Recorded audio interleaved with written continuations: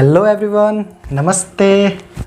In the last video, I had explained about transportation engineering first unit, and in today's videos, I'll be explaining about the remaining topic of the transportation engineering.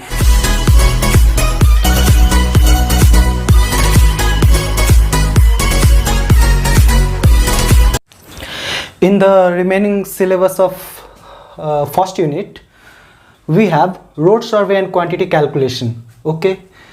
In the road survey and quantity calculation, first we have engineering survey. As we know, to fix any alignment, we need to fulfill the requirements of highway alignment. Those are what? Short, easy, safe and economical. The alignment should be short, the alignment should be safe, the alignment should be easy and the alignment should be economical. These are the requirements of any highway. Okay. And to fulfill these requirements, we need to do the engineering survey. There are 4 steps in engineering survey. First of all, we have map study. Then after we have reconnaissance. Then we have preliminary survey. Then we have final location and detail survey. In map study, what is meant by map study? In map study, what we do, from the topographic map, we extract data. From the map, whatever data is available, we extract those data. Okay, we record those datas. Okay, and we move for further study from those datas. Okay, whatever, for fixing any alignment, whatever data is available in the topographic map, we record those datas. Okay, for example, to fix any alignment, we need to see whether there are valley, ponds, lakes. Okay, possibility of crossing through mountain pass. For example, from the map study, what we can conclude that to fix any alignment, we should avoid ponds, lakes, valley. Okay, and if there are row of hills, we need to check whether there is possibility of mountain pass or not. Then only we can take those alignment. Otherwise, we should avoid those alignment. Okay, and then after, we also in this map study, we also choose the approximate location of the bridge site. Okay, for crossing rivers, because we know always the bridge should be located perpendicular to the flow of the river. Okay, so we need to choose the location of the bridge site. Okay, and also, if we have to take the road from the source to the destination, suppose source is the top of the hill and destination is the base of the hill, foot of the hill, then we need to check for the gradient also. If the gradient is higher than the permissible limit, we can't take those alignment for further study. Okay, we need to ignore those alignment. Okay, we need to consider for gradient also. Gradient is the main criteria. Okay, these are for map study. Then after, we have reconnaissance. What is reconnaissance? Reconnaissance is the process of evaluating the feasibility of one or more possible routes for a highway between specific points. Means reconnaissance is the process of finding the feasible routes. Okay, more than one feasible routes, and study those datas. Okay, what we do here in reconnaissance, all the relevant information which are not available in topographic map, okay, we study in reconnaissance survey. We go to the site or we go to the area where we need to construct the road. Okay, we go there and we need to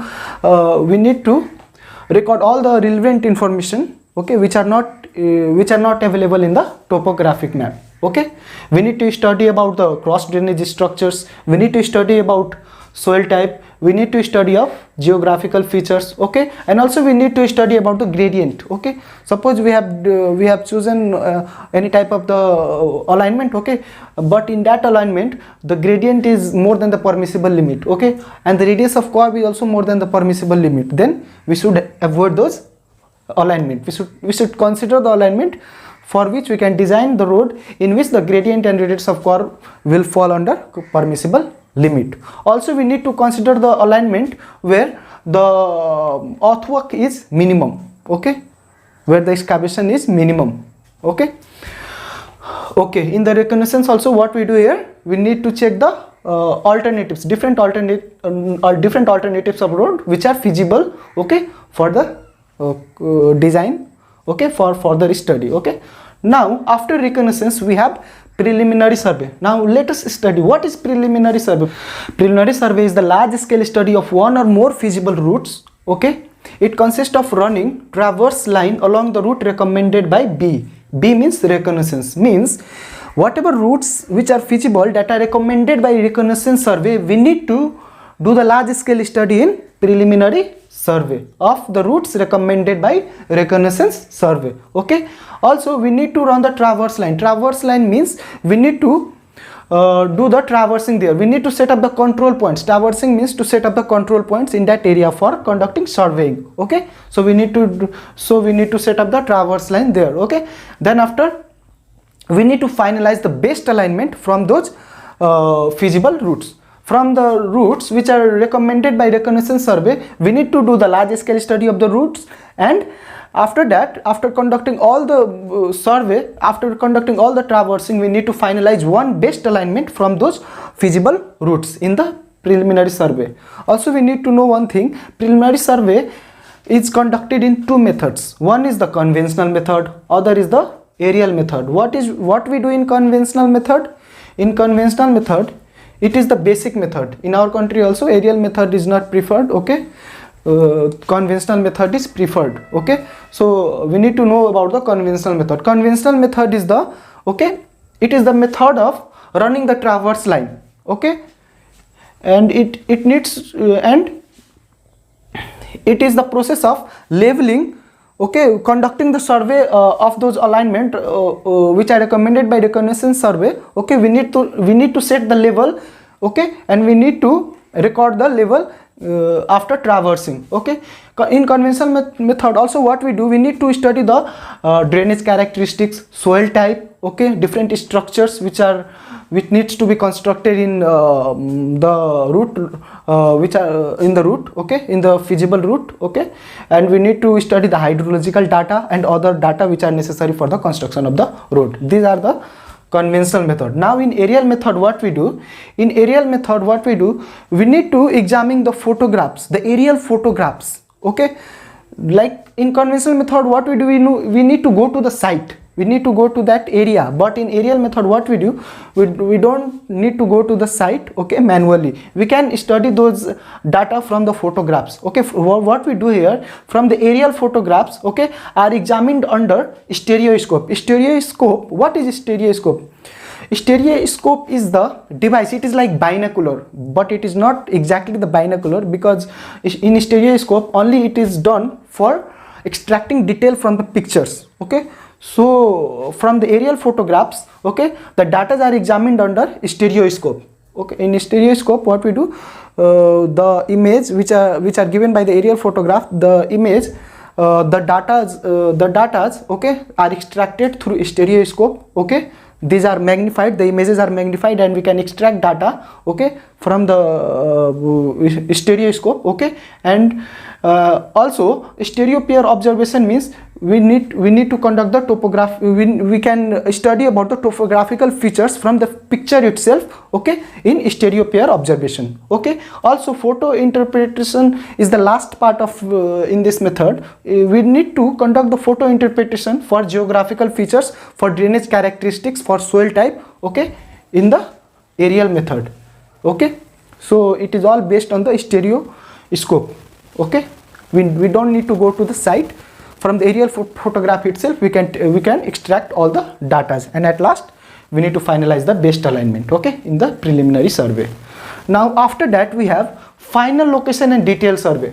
This is the last process of road engineering survey, and it is the most important step of engineering survey. In final location and detail survey what we do, dual process is done. Okay, at the same time, means fixing the center line and collecting the physical data. Okay, what we do before design, we need to in final location and detail survey already we have one final alignment, best alignment. So for that alignment only we need to do the detail survey. We don't need to look for other alignments. Okay, we need to choose the final alignment in the preliminary survey itself, and after that we need to conduct the detail survey. Okay, of that alignment only. So in final location and detail survey what we do is we fix the center line. Okay, and collect the physical data, which helps in preparation of complete construction plan, profile, cross section and other structures. Means first of all we need to fix the center line. Okay, from that we can and after that we need to collect the physical data also, means the structures detail and all, okay, and that will help in preparation of complete construction plan, profiles, cross section and other structures. So before designing also we need to fix the center line, and also we need to we do the leveling, then only we can do the design process. Okay, we need to do the complete survey, the detailed survey, okay, after fixing the center line. So what are the process in final location and detailed survey? First of all, we have pegging the center line, then after we have center line leveling, we need to do the leveling, also we need to do the leveling of end points also, okay, end points of the road also, not only the center line. Then after we can go for cross section, okay. For generating cross section also we need to do the leveling, okay. Then after we need to do the leveling of property lines, okay, intersecting lines, okay. Then after we need to do the material site survey, then after special site survey. So basic thing is that after finalizing the feasible route, after finalizing one best route after preliminary survey, okay, in detailed survey what we do is we need to conduct the detailed survey, okay. We need to conduct all the necessary survey what is necessary for the design parameters, okay. Also we need to do the detailed study of hydrological analysis, soil type analysis, okay, structural analysis, okay, what all structures are required, okay. We need to do the complete study in the detailed survey also, okay. These are all for the engineering survey, okay. Now let's move to the other topic.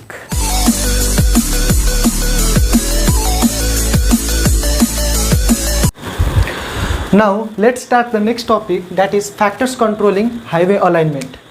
So in the factors controlling highway alignment, as we know that for the requirement of highway alignment are short, easy, safe and economical. These are the four parameters for the requirements of highway alignment. So to fulfill these requirements we need to consider various control factors. So these are the factors controlling highway alignment. One is obligatory points. Obligatory points are those points which we have to consider which controls the highway alignment, okay. Among them, one is points through which alignment should pass and other is points through which alignment should not pass. In the first step, points through which alignment should pass, it considers bridges, commercial places, okay. These are the points through which alignment can pass, okay. Now points through which alignment should not pass, these are the points where we should not pass our alignment. So these are maybe the historical places, religious places, okay, very expensive structures, okay. We need to avoid the alignment through those places, okay, through those points. Why? Because the historical places, the religious places, okay, they govern very importance in our society, okay. So we should not pass the alignment through those points. Now we have traffic.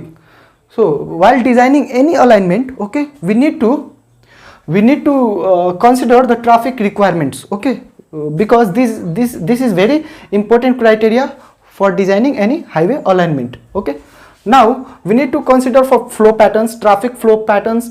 Also any highway alignment in the context of our country, okay, the bituminous road, they are designed for at least 20 years, okay, life perspective. So at least for 20 years we need to carry out some survey, okay, some data we need to take for traffic, like passengers car unit, the number of vehicles per year we need to, okay, take the data, okay. And for 20 years traffic flow pattern we need to design the road alignment, okay. Suppose we are designing the highway for today requirement, it should fulfill the requirement for the traffic requirement after 20 years also, because we are designing the road for 20 years life perspective. Suppose we are not considering that requirement, then our highway may not fulfill the requirements of traffic after some years. So we need to check for that also. Now geometric design. In geometric design what we need to do is we need to check for the geometric characteristics like gradient, radius of the curve, okay. And the main is site distance. We need to consider for site distance, because For the drivers, okay, for driving any vehicle, okay, this side distance govern very important role, okay, for driving any vehicle. Okay, now we have economy. Economy means whatever the highway we are designing, that should be economical. It should be economical. It should not be so much costly, okay, that government can't afford. Okay, it should be economical. The economy means it considers initial cost, the cost of the maintenance, and the vehicle operation cost. The three parameters come under economy. Now we have other factors. In other factors we have stability, the stability of soil we need to study, the drainage characteristics, okay, geometric standard of hill road we need to study, then after resisting length. Okay, these are the factors which control the highway alignment. Okay, now next move to the other topic. Okay, now the next topic is mass curve. Okay, mass curve for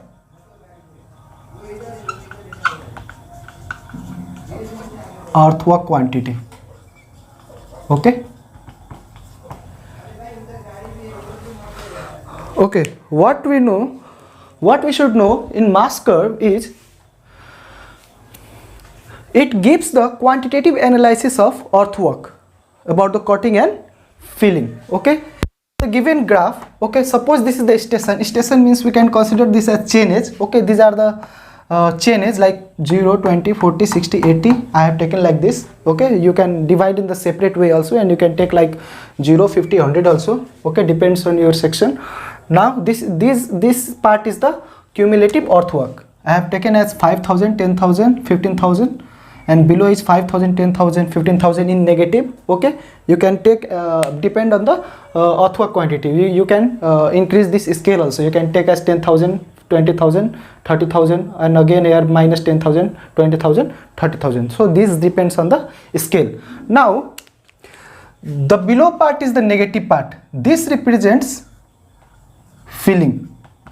Okay, negative part represents filling, and the positive parts represent cutting. Okay, as mentioned here. Okay, now what is mass curve? Okay, mass curve, okay, in the mass curve what we say is the ordinate at any point represents the algebraic sum of the volume of cutting and filling. Okay, so if we take any point in the curve, okay, suppose at this point, if we draw the perpendicular line here and here, okay, so in this point, suppose this may be the 50. Okay, at 50 chainage, what is the volume of cutting and filling? So at chainage 50 we have what? Cutting, that is 10,000 meter cube. Okay, so suppose if we take for 20, so for 20 what is the value of earthwork? At 20 we have filling, not cutting. In filling, what is the amount? That is minus 5,000. Okay, or 5,000, that is filling at chainage 20. So in this way we need to study the mass curve. Okay, so the ordinate at any point of which represents the algebraic sum of volume of cutting and filling. I have explained through this graph. Okay, now always in mass curve the graph is plotted in the distance base, means distance will be increasing. You have to divide the section of the road, okay, in the chainage wise, and you have to plot the mass curve according to that chainage. Okay, so it is always plotted in the distance base. The mass curve is always plotted in the distance base, and the cutting part represents positive upper part and the filling part represents negative. These you should know. Okay, now what is the construction part in mass curve? How we can construct the graph in the mass curve? Okay, so the graph. So in the construction, what we need to know is, I have written in the short form. If you have to make the notes, okay, you can like I am explaining through my words, you can note it down. Okay, in the construction part, what we need to do is, you need to divide the section of the road. Okay, first of all, you need to, suppose you have to build 100 meter road, means you have to divide the section. You can take 10, 10, 10, 20, 30, 40 also, or you can take 20, 40, 60, 80, 100 also. Okay, depends on you. Then after, you have to calculate the cumulative earthwork. Suppose you have to calculate at every section. Suppose you have to take 20, 40, 60, 80, 100, means at section 20, at 40, at 60, at 80, at 100, means at section 0 will be 0 only. Okay, so at 20 what is the amount of, whether it is cutting or filling, you need to calculate. So if it is cutting, okay, you have to plot the point in the upper side, okay, and if it is filling, you have to plot in the downward side, okay. Now, so that is the calculation part. You need to calculate the amount of cutting and filling. Then after, plot means you have to plot, like you have to give the point, okay, at different chain edge, okay, and at last you have to join those points in the smooth way, okay. That will give you the, okay, graph of mass curve, okay.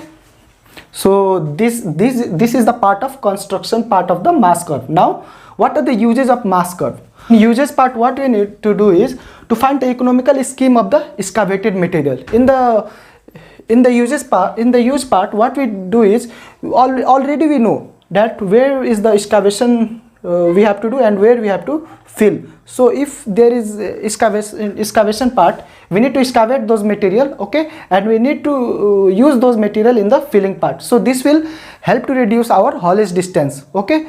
Instead of excavating the material and dump into the dumping site which is far from the site, okay, it is usable to use those excavated material to the, okay, filling part of our road scheme, okay. So this is the main point, that it will be, it helps in to minimize the cost of the excavated material, okay. Then after, it overcome the wastage of material also, okay, because we need to, because we calculate the amount of cutting and we calculate the amount of filling, okay. Suppose the amount of cutting and filling is same, then whatever material you have excavated, that will be used in the filling part. So no need to dump the material, no need to dump the excavated material. So that will overcome the wastage of the material. Now, balance in cutting and filling, already I have discussed, okay. It will balance the amount of cutting and filling.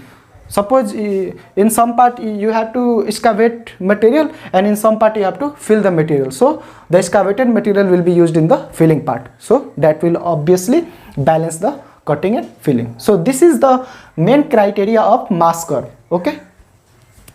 Now let's move to the other topic.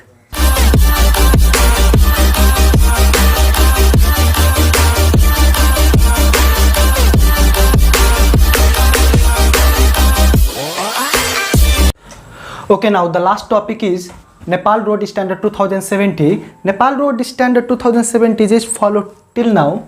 It gives the standard parameters to design the highway, okay. First of all, we have equivalent factor. Equivalent factor means it studies about the traffic parameters. Traffic studies we do in passengers car unit. For example, car, mini, van, etc. are taken as a standard vehicle, okay, and other vehicles are expressed in terms of those vehicles, okay. For example, bicycle, motorcycle, the equivalent factor is 0.5. Car, SUV, light van, the equivalent factor is 1, since they are the standard vehicle. Now mini truck, tractor, the equivalent factor is 1.5. Then after non-motorized car, the equivalent factor is 6. Then after truck, bus, mini bus, the equivalent factor is 3. Now the second part is vehicle dimension, okay. It gives the standard value of length, breadth and height of the vehicle. Maximum width should be 2.50. Then after maximum height should be 4.75 meter. Then after maximum length should be 18 meter. Then after maximum single axle load should be 100 kilonewton. Then after third one is carriageway. Carriageway for single lane is 3.75 meter. For multi-lane, intermediate lane is 5.5 meter. For multi-lane is number of lane multiplied by 3.5 meter. Okay. Fourth one is terrain classification. Terrain classification, terrain is classified in terms of cross slope in this parameter. Now level or plain terrain have 0 to 10% of cross slope. Then after rolling terrain have 10 to 25% of cross slope. Then after mountainous terrain has 25 to 60% cross slope. Then after steep terrain, the road it has more than 60% cross slope. Then after fifth one is design speed. Design speed is characterized in terms of classes of highway. We have studied in the classification of highway. In technical classification, the different road are classified under class 1, class 2, class 3 and class 4. In class 1, the plane has design speed 120, rolling has design speed 100 km per hour, mountainous has design speed 80 km per hour, steep terrain has design speed 60 km per hour. Similarly, in the class 2, plane has 100 km per hour, rolling has 80 km per hour, mountainous has 60 km per hour and steep has 40 km per hour. In the same way, in class 3rd, we have 80, 60, 40 and 30 respectively. Then after, in the 4th class of road, we have 60, 40, 30 and 20 km per hour respectively. Okay. Then after, 6th one is side distance. Side distance is calculated based on the design speed. Okay, we have the formula for design speed, for side distance. We will study in this next chapter how to derive the formula for design for side distance. In this, we have to study about like different standard side distance for different design speed. For example, for 20 km per hour, the side distance is 20 meter. Okay, for 30 km per hour, the design speed is 30 meter. For 40 km per hour, the design speed is for 40 km per hour design speed, side distance is 80 meter. For 80 km per hour design speed, side distance is 130 meter. For 100 km per hour design speed, side distance is 190 meter. For 120 km per hour design speed, side distance is 260 meter. Okay. Now soldier width, 7th one is soldier width. Okay, it is also based on the classification. Okay, for first class, the minimum soldier width should be 3.75 meter. Then after, for second class, the minimum soldier width should be 2.5 meter. For third class, the minimum soldier width should be 2 meter. For fourth class, the minimum soldier width should be 1.5 meter. Again, the 8th one is right of way. Okay, for highways, the right of way should be 50 meter. For feeder roads, the right of way should be 30 meter. For district road, the right of way should be 20 meter. Okay, now 9th one is camber. Okay, camber, it is also known as the cross slope or transverse slope provided across the section of the highway. Okay, the definition of the camber. Okay, now for cement concrete road, the camber should be 1.5 to 2%. Okay, then after bituminous, the camber slope should be 2.5%. Okay, these are the maximum values. For gravel, the camber slope should be maximum 4%. For earthen, the camber slope should be maximum 5%. Okay, so in this video, we have completed the first unit of the transportation engineering. In the upcoming videos, I'll be discussing the other units. Okay, so let's keep this much for today. Okay, thank you. Namaskar.